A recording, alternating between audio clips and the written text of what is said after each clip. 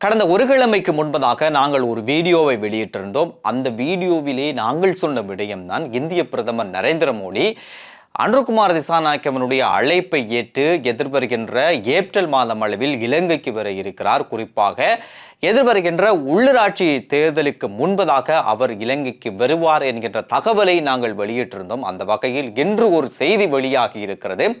அந்த செய்தி தான் இந்திய பிரதமர் நரேந்திர மோடி எதிர்வருகின்ற ஏப்ரல் மாதம் அளவில் குறிப்பாக ஏப்ரல் 5ஆம் தேதி அவர் இலங்கைக்கு வர இருக்கிறார் என்கின்ற ஒரு செய்தியும் இன்று வந்திருக்கிறது. நாங்கள் ஏற்கனவே சொன்ன விடயம்தான் கடந்த ஜனாதிபதி தேர்தலின் போது ரணில் விக்ரமசிங்க நரேந்திர மோடியை இலங்கைக்கு கொண்டு வந்து அவருடைய தேர்தல் பிரச்சாரத்துக்கு ஒரு ஆதரவை தேடும் முயற்சியில் அவர் ஈடுபட்டிருந்தார்.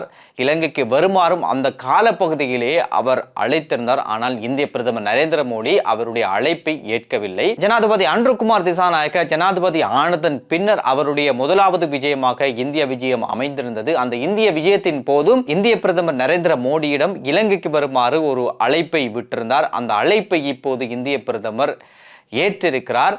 இந்திய பிரதமர் வர மாட்டார் என்கின்ற ஒரு நிலைப்பாட்டில் தான் முன்னாள் ஜனாதிபதி ரணில் விக்ரமசிங்கே, சஜித் பிரேமதாச போன்ற பல அரசியல் தலைவர்கள் இருந்தார்கள். ஆனால் அந்த எதிர்பார்ப்பை உடைத்து இப்போது அவர் இலங்கைக்கு வருவதான ஒரு செய்தி வந்திருக்கிறது. இந்திய பிரதமர் இலங்கைக்கு வருகின்ற இந்த செய்தி என்பது இலங்கை நாட்டுக்கும் அனுர்குமார் திசாநாயக்கவுக்கும் ஒரு மகிழ்ச்சியான ஒரு செய்தியாக இருந்தாலும் ரணில் விக்ரமசிங்கவை பொறுத்த வரைக்கும் அது ஒரு கவலையான ஒரு செய்தியாகவே இருக்க போகிறது. எனவே அவர் இலங்கைக்கு வரக்கூடாது என்கின்ற ரீதியிலே அவர் எதிர்பார்த்த ஒருவராக இருந்தார். ரணில் விக்ரமசிங்க கூட இப்போது அண்மை காலமாக அடிக்கடி இந்தியா சென்று வருகிறார். அண்மையில் கூட இந்திய பிரதமர் நரேந்திர மோடியையும் அவர் சந்தித்திருக்கிறார். பூகோள அரசியலிலே இலங்கை நாடு என்பது எல்லா நாடுகளையும் அரவணைத்து போகின்ற ஒரு போக்கை கடைபிடிக்க வேண்டும். இவர்களுடைய வெளிநாட்டு ராஜதந்திரம் என்பது இவ்வாறு தான் இருக்க வேண்டும். எனவே இந்த அரசாங்கமும் உலக நாடுகளை அரவணைத்து செல்கின்ற ஒரு அரசாங்கமாக இருக்க வேண்டும் என்பதுதான் பலருடைய எதிர்பார்ப்பாகவும் இருந்து வருகிறது. இதற்கிடையிலே இந்த அரசாங்கத்தினுடைய அண்மைக்கால போக்கு என்பது சீன அரசாங்கத்தோடு இவர்கள் மிகவும் நெருக்கமாக இருந்து வருகிறார்கள். சீனாவுக்கும் ஜனாதிபதி அனுர்குமார போயிருந்தார். இருந்தாலும் இப்போது அண்மை காலமாக சீனாவினுடைய இந்த ஆய்வு கப்பல் குறித்து இந்தியா அதிருப்தியிலே இருந்தது. இது குறித்தான சர்ச்சை என்பது கடந்த காலங்களிலே பேசப்பட்டது. இப்போது அதே சீன ஆய்வு கப்பல் இலங்கைக்கு வருவதான கதை இப்போது ஓரளவு மேலோங்கி இருக்கிறது. இதன் காரணமாக இலங்கை அரசாங்கத்துக்கும் சீன அரசாங்கத்துக்கும் இடையிலே ஒரு சிறிய இடைவெளி இப்போது ஏற்பட்டிருப்பதான இன்னும் ஒரு தகவலும் இருக்கிறது. எப்படியோ இந்தியா இலங்கைக்கு மிகவும் பக்கத்தில் இருக்கின்ற ஒரு நாடு, முக்கியமான ஒரு நாடு. எனவே இந்தியாவை புறந்தள்ளிவிட்டு இலங்கையால் இருக்கவே முடியாது. அதே போன்று சீனாவும் இலங்கைக்கு ஒரு தேவையான ஒரு நாடாக இருக்கிறது. எனவே இந்த விடயத்தில் இந்த அரசாங்கம் எப்படி நடந்து கொள்ளப் போகிறது என்பதை நாங்கள் பொறுத்திருந்தான் பார்க்க வேண்டும்.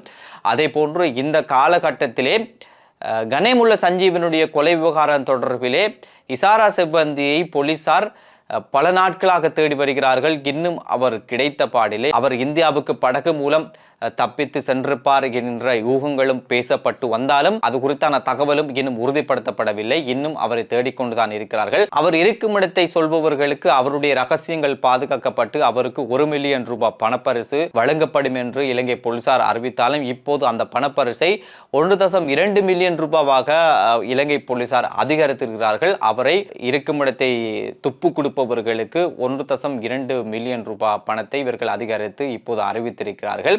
இசாரா செவ்வந்தி தேடுவது போலவே முன்னாள் போலீஸ் மா அதிபர் தேசபந்து தென்னகோனையும் இலங்கை போலீசார் இப்போது தேடி வருகிறார்கள். அவரும் இன்னும் கிடைத்த பாடில்லை. அண்மையிலே கந்தான பிரதேசத்தில் அவர் இருப்பதான ஒரு தகவல் கிடைத்தாலும் அவர் அங்கு தேடி பார்க்கின்ற போது அங்கும் அவர் கிடைக்கவில்லை. இப்படி போகின்ற போக்கை பார்க்கின்ற போது தேசபந்து தென்னகோனை கண்டுபிடித்து தருபவர்களுக்கும் சன்மானம் வழங்கப்படும் என்று இலங்கை போலீசார் அறிவித்தாலும் அறிவிப்பதில் ஆச்சரியப்படுவதற்கு இல்லை. அதே நேரம் மகிந்த ராஜபக்சேவனுடைய வாழ்க்கை வரலாறு குறித்து ஒரு திரைப்படம் வெளியாக இருப்பதாக ஒரு தகவல் தெரிவிக்கின்றன.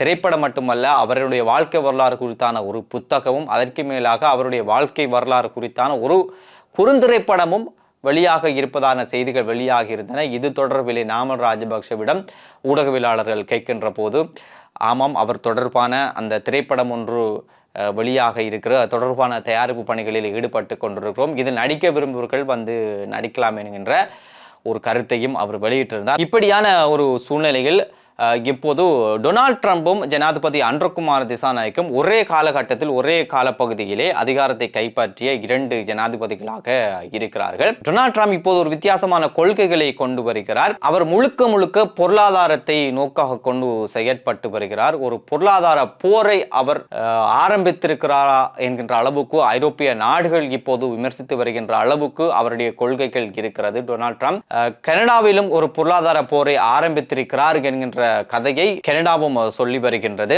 இதற்கிடையில டொனால்ட் ட்ரம்ப் குறித்தான அவருடைய மக்கள் ஆதரவு எப்படி இருக்கிறது ஜனாதிபதி தேர்தலின் பின்னர் இருக்கின்ற ஒரு கருத்து கணிப்பை அண்மையிலே அமெரிக்காவில் இருக்கின்ற பிரபலமான ஊடகங்கள், அதே போன்று பிரபலமான ஆய்வு கணிக்கின்ற நிறுவனங்கள், அமைப்புகள் என்று பலரும் ஒரு கணிப்பை ஏற்படுத்தி இருக்கிறார்கள். கிட்டத்தட்ட 5க்கும் மேற்பட்ட கணிப்புகள் மேற்கொள்ளப்பட்டிருக்கிறது. இந்த கணிப்புகளின் முடிவின் அடிப்படையிலே டொனால்ட் ட்ரம்ப் கொள்கைகள், உக்ரைன் ரஷ்ய போர் தொடர்பான அவருடைய நிலைப்பாடுகள், அதே போன்று இஸ்ரேல் பாலஸ்தீன் தொடர்பான அவருடைய கொள்கைகள் தொடர்பிலே மக்கள் மத்தியிலே அதிருப்தி ஏற்பட்டிருப்பதாக தெரிகிறது. அதே போன்று அதிருப்தி அதிகரித்திருப்பதாக தெரிகிறது. இவருடைய நிர்வாக கொள்கைகள் மீது இப்போது 54% மக்கள் அதிருப்தியிலே இருப்பதாக அந்த கணிப்பீடுகள் சொல்கின்றன. நாங்கள் இந்த விடயத்தை குறிப்பிடுவதற்கு ஒரு காரணம் இருக்கிறது. ஜனாதிபதி அன்ரவும் டொனால்ட் ட்ரம்ப் அதிகாரத்தை பெற்ற அந்த காலப்பகுதியில் ஜனாதிபதியான ஒருவர் தான். இப்போது நாங்கள் ஜனாதிபதி அன்ரகுமார குறித்தான மக்களுடைய ஆதரவு எப்படி இருக்கிறது என்பது குறித்தான கணிப்பீடுகளே அண்மை காலங்களில் வெளியிட்ட வீடியோகளிலே சொல்லி வந்திருந்தோம். இப்போது இன்னும் ஒரு புதிய கணிப்பீடு ஒன்றும்